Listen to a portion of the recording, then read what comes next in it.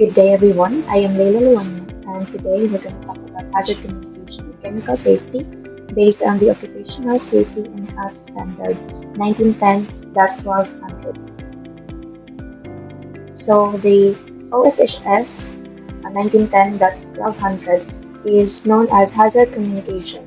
So, the purpose of this is to ensure that the hazards of all the chemicals produced or imported are classified, and that information concerning the classified hazards is transmitted to employers and the employee. Also, it addresses a comprehensive issue of classifying the potential hazards of chemicals and communicating information concerning hazards and appropriate protection measures to employees, and to preempt any legislative or regulatory enactment of the state or political subdivisions of the state pertaining to this subject. For the scope and application of this hazard communication, first, the chemical manufacturers or importers should classify the hazards of chemicals which they produce or import. In addition to that, all employers are required to provide information to their employees about the hazardous chemicals to which they are exposed by means of hazard communication programs. So this includes labels, warnings, safety data sheets, and information and training. Any chemicals which are known to be present in the workplace should have labels, and the employers should maintain any safety data sheets and ensure that laboratory employees are provided information and training. It is also included in the scope and the applications the things that does not require labeling of the following chemicals. So first is the pesticides such as defined in the Federal Insecticide, Fungicide, and Rodenticide Act. Next are the chemical substance of mixture, as such terms defined in the Toxic Substance Control Act. Any food additives, color additives, drug, cosmetics, or medical or veterinary devices or product. Next are the distilled spirits, so these are the beverages, alcohols, wines, or malt beverages intended for non-industrial use under the Federal Alcohol Administration Act. Also, any consumer products or hazardous substances, those are defined in the Consumer Product Safety Act, and the agricultural or the vegetable seed treatment with pesticides and labeled in accordance with Federal Seed Act are not included to require labeling. So the reason for this not requiring labels is because it is already under certain acts that regulates these chemicals or materials. Aside from the chemicals and materials that does not require labeling, this section also does not apply to any hazardous waste, as such term defined in the Solid Waste Disposal Act, any hazardous substances such as terms defined in the Comprehensive Environmental Response Compensation and Liability Act, the tobacco products, wood or wood products, this includes lumber which will not be processed, the food and alcoholic beverages which are sold, used, or prepared in retail establishment such as the grocery store, restaurant, or drinking places. Before we go into details of the discussion of hazard communication, we first need to define certain terms used. So first is article. So article is a manufactured items other than fluid or particles. So these are formed of a specific shape or design during manufacture. It also has or use functions dependent in whole or part upon the shape or design during the end use, and part under normal conditions or use does not release more than or very small quantities, traces amounts of hazardous chemicals. Next is work area. So work area is defined as a room or defined spaces in a workplace where hazardous chemicals are produced or used and where employees are present. Bulk shipment. So this is any hazardous chemical transported where the mode of transportation comprises the immediate containment. Next is chemical. So chemical is any substances or mixture of substance. Next, chemical manufacturer. So these are the employers with the workplace where chemicals are produced for use or distribution. Then chemical name. So chemical name is the scientific designation of the chemical in accordance to the nomenclature system developed by International Union of Pure and Applied Chemistry or the Chemical Abstract Services. rules of nomenclature, or a name that will clearly identify the chemical for the purpose of conducting a hazard classification. Next, classification means to identify the relevant data regarding the hazards of chemical review, those data to ascertain the hazards associated with the chemicals and decide whether the changes will be classified as hazardous according to the definition of hazardous chemical in this section. Next is combustible dust.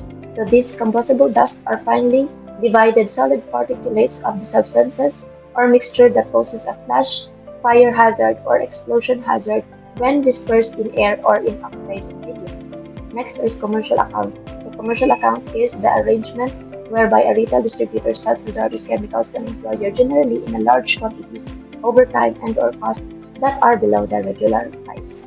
Lastly, for this slide is the common name. So common name is any designation or identification such as code name, code number, trade name, brand name, which also includes a generic name.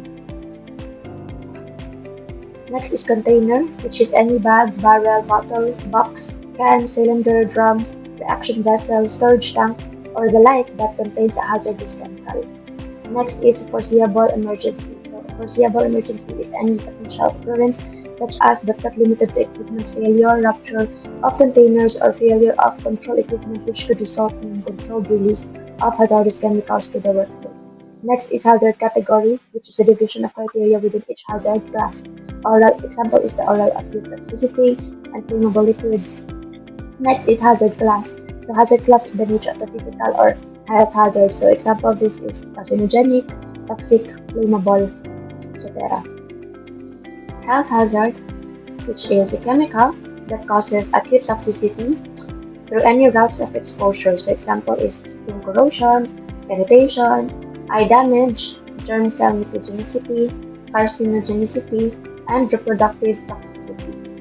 Physical hazard is a chemical which has hazardous effects like explosive, flammable, like gases, liquids, or solids, aerosols, oxidizers such as gases, self-heating organic peroxide, corrosive to material, and gas under pressure. Next is physician or other licensed healthcare professional, or PLHCP. So this is an individual whose legally permitted scope of practice, like license registration or certification, allows the individual to independently provide or be delegated the responsibility to provide some or all of the healthcare activities. Next is pictogram, which is the composition that may include a symbol plus other graphic elements such as border, background, pattern, or code. Product identifier is the name or number used for a hazardous chemical on a label in the safety data sheet. The safety data sheet, or SDS, written or printed material concerning a hazardous chemical that is prepared in accordance with paragraphs. Next are signal words. So signal words are used to indicate the relative level of severity of hazard and alert the reader to a potential hazard on the label. So signal words includes danger and warning, where danger is used for high severity and warning for a mid severity. Next is trade secret. Trade secret is any confidential formula, pattern, process, devices, information, or compilations of information that is used in employer's business and that gives the employer an opportunity to obtain the advantage over the product.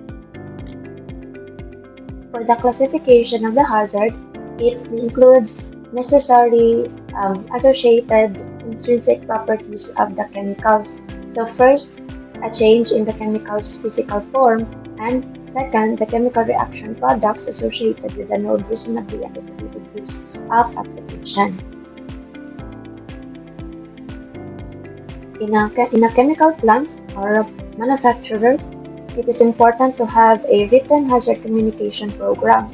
In the written hazard communication program, these are the different hazards, methods, procedures, mitigations, and available chemicals that are involved in the production, which is very important to be communicated to the employees and to the people that are within the workplace. So for the written hazard communication program, first, the employers should develop and implement and maintain in the workplace a written hazard communication program. So in the program, there is a list of hazardous chemicals known to be present using a product identifier.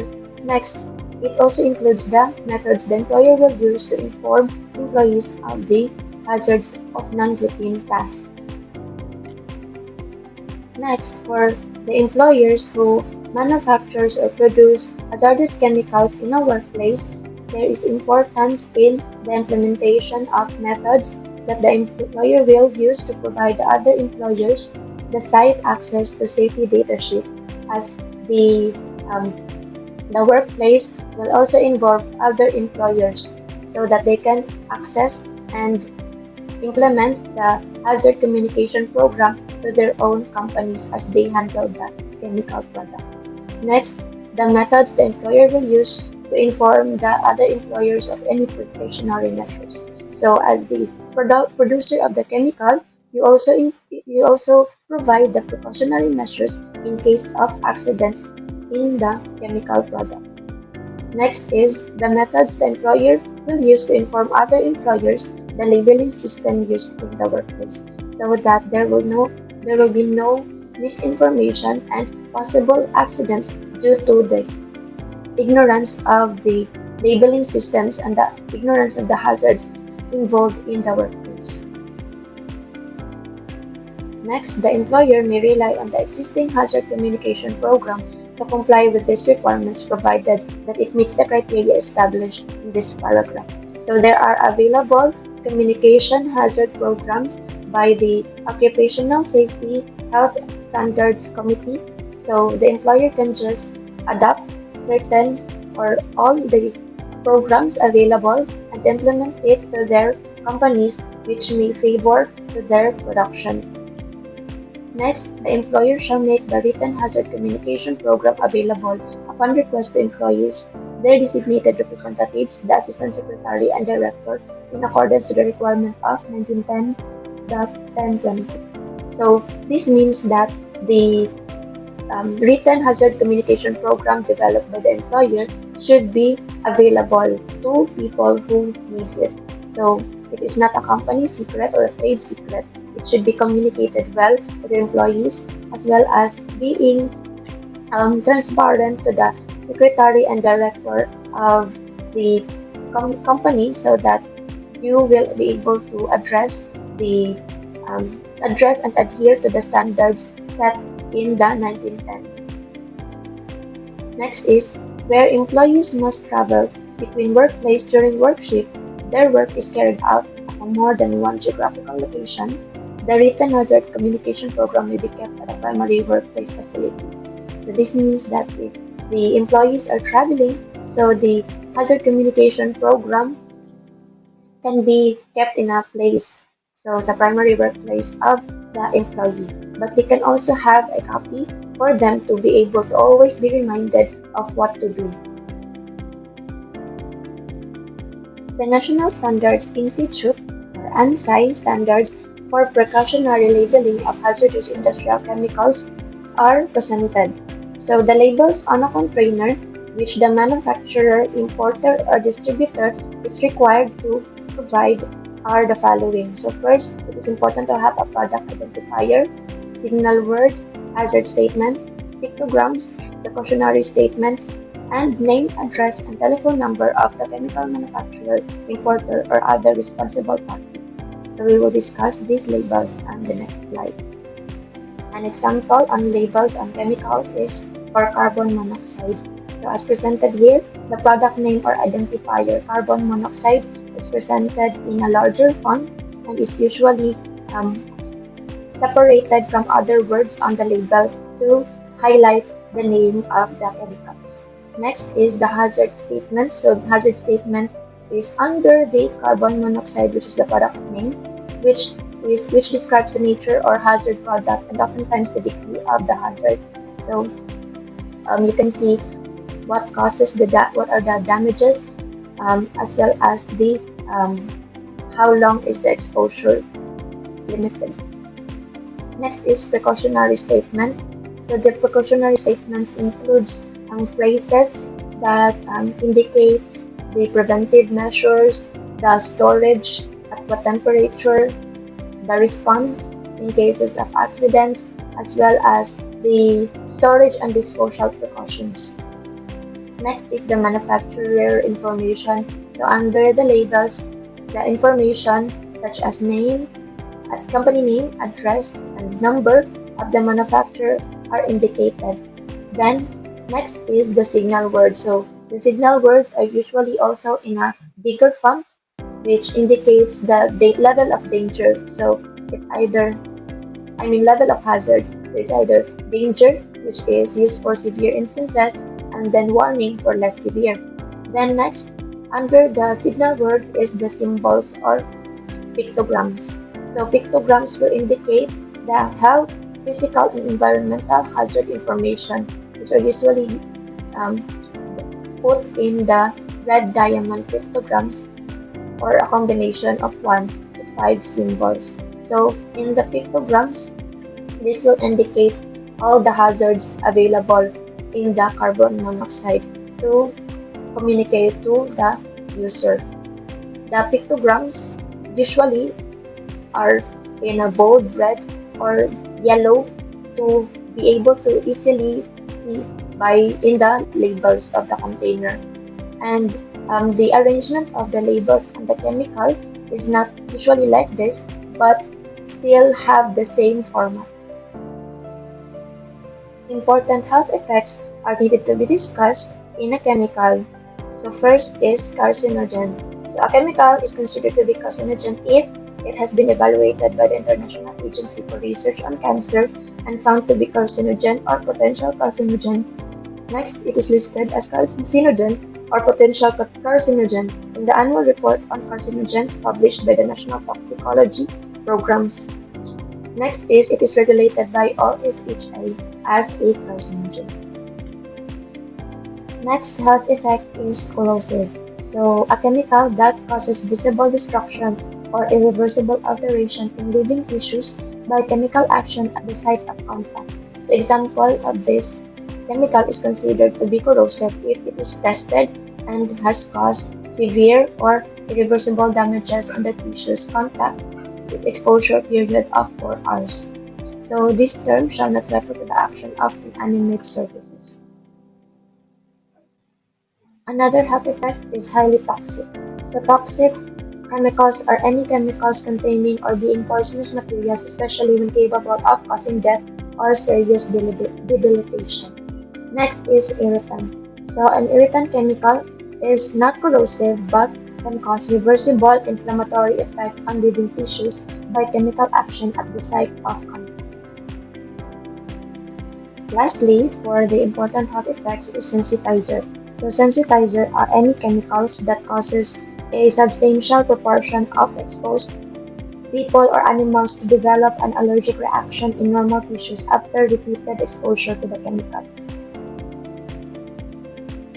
These are the globally harmonized system pictograms. So for the flame over circle, that is a oxidizers. For the flame, that means it is flammable. Next, if it's gas cylinder, that means gaseous under pressure. If it has a picture of exploding bomb, that means it is explosive. If it has a hot hazard, so it means it is a specific toxicity hazard. If it is an exclamation mark, that means an irritant or sensitizer or other. Next, if there is a picture of a tree or an environment, that means it is environmental toxicity. Then for corrosion, there is a hand and a chemical. Next is a skull plus crossbone, that means it is acute toxicity or severe toxicity. Then we have also transport pictograms. So these are the pictograms during transportation. And after discussing the globally harmonized system pictograms, we're going to talk about safety data sheets. So the safety data sheets has specific contents required in the SDS. So first is the identification. So the identification here, it identifies the chemical on the safety data sheets as well as the recommended use. So it also indicates the common names, synonyms of the substances known.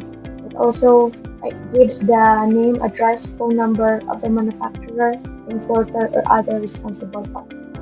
Next is the hazard identification. So in hazard identification, it identifies the hazards of the chemical presented on the SDS and the appropriate warning information associated with those hazards. So it includes hazard classification, signal words, hazard statements, pictograms, precautionary statements, description of any hazards. Next is the composition information of the ingredients. So it lists the ingredients contained in the product, including impurities and stabilizing additives. Next is the first aid measures. So in the first aid measures, it gives the care that is important for the users that are not trained. So the responders to an individual who has been exposed to the chemical. So it is a simplified first aid measures. It includes first aid instructions by relevant routes and exposure, as well as the description of the most important symptoms. Next is the firefighting measures. So these are for the chemicals that are explosives and flammable, but it also applies to other chemicals in cases of firefighting. So it provides recommendations for the fire or fire-causing chemicals, the recommendation for suitable extinguishing equipment, advices on the specific hazards it develops from the chemical during fire, since example, if it is a reactive one. Lastly are the recommended special PPE. Next, accidental release measures. So this provided the recommendations on the appropriate responses in cases of spill, leak, or releases. So it includes the containment and cleanup practices to minimize the exposure of the people or the properties or the environment. It also includes the personal precaution, emergency procedures, and cleanup procedures. Handling and storage. So this includes precautionary measures on how to properly handle in cases of storage of the chemicals. Next is the exposure controls or personal protection. So this indicates the exposure limits, the engineering controls, and personal protective measures that can be used to minimize worker exposure, especially for those chemicals that are highly or dangerous.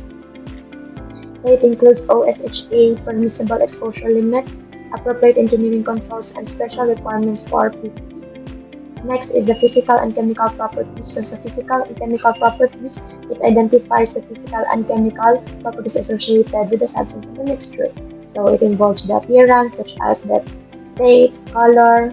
It also involves the upper or lower flammability, explosive limits, odor, vapor pressure, odor threshold, density, pH, relative density, melting point, freezing point, and other physical chemical properties.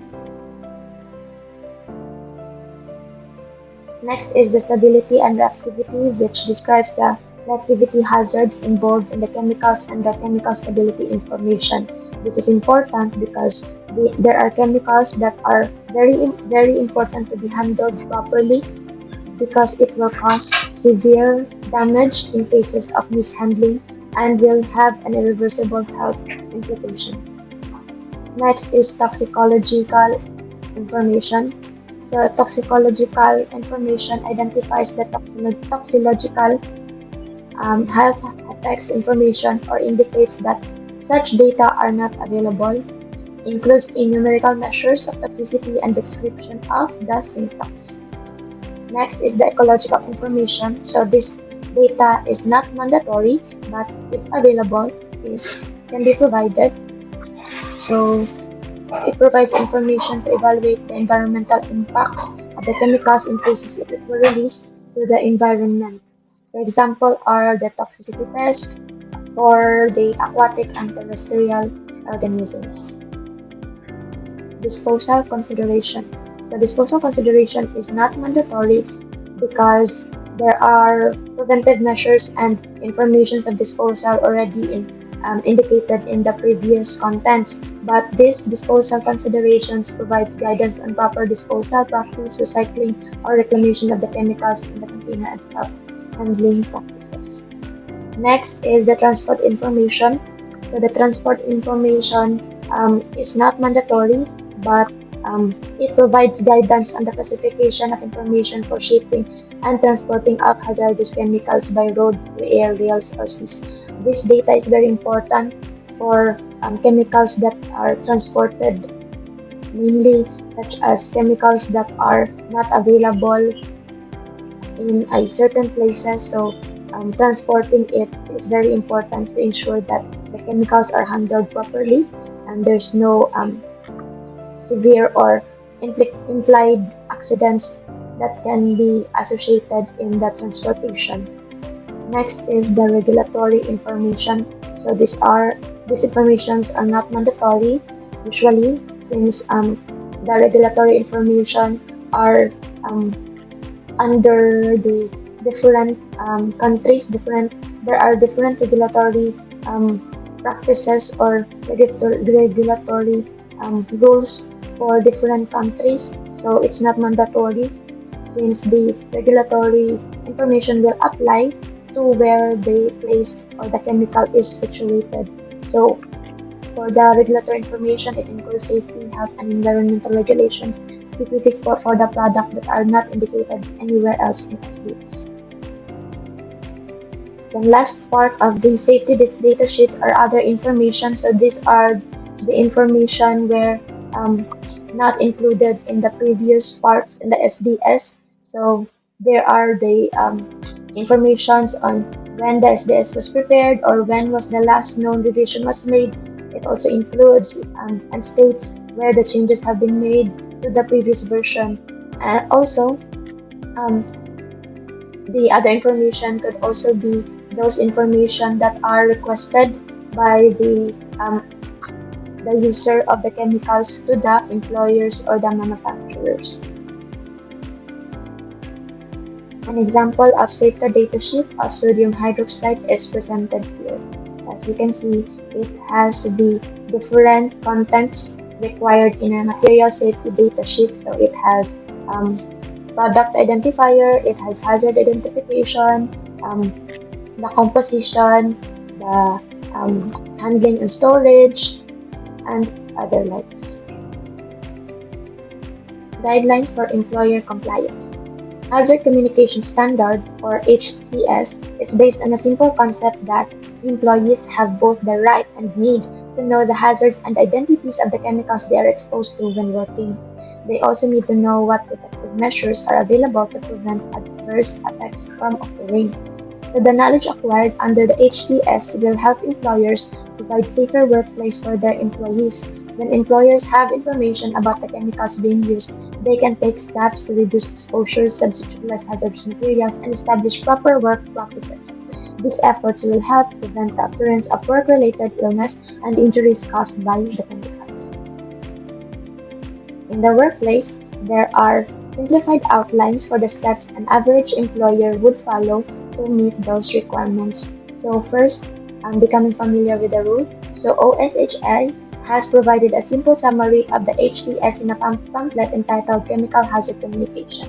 So it is very important to know, not just to familiarize, but to know the rules of the proper handling and the hazard communications.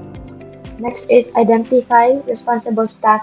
So the hazard communication is going to be a continuing program in your facility. Compliance with the HCS is not a one-shot deal. Hence, there should be a responsible staff that will maintain and ensure that the hazard communication program is implemented every step of the way. Next is the identify hazardous chemicals in the workplace. So there are lists of hazardous chemicals in the workplace as part of the written hazard communication program. The list will serve as the inventory of everything chemicals available in the company which has an MSDS. Next is preparing and implementing a hazard communication program.